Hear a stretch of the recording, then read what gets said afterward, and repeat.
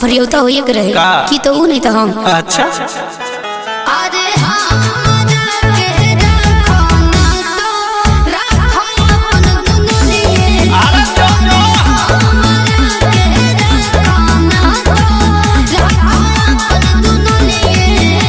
हमारा गम नहीं थे।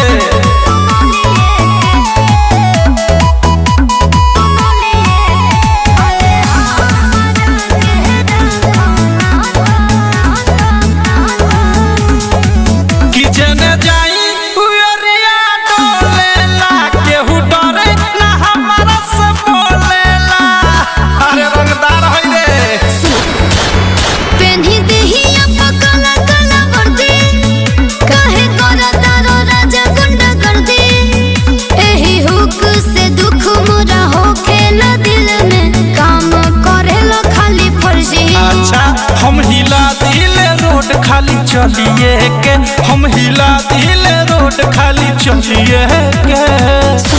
तारी आदत कबू ना छूटी। ना ना तार गोड़ धरतनी प्लीज छोड़ दे सब। कबो ना।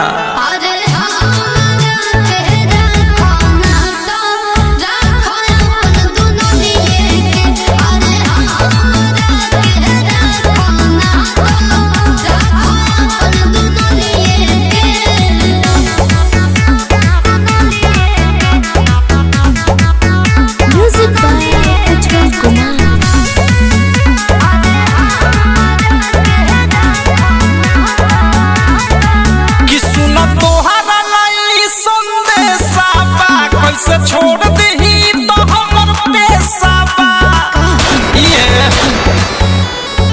कि डर लागे तोहर देखिए के फेर आयो तो बनवले बड़ो कैसन भे सुन राइटर थारू प्रेमिया मधे तोहनी बचल ता बहुत के।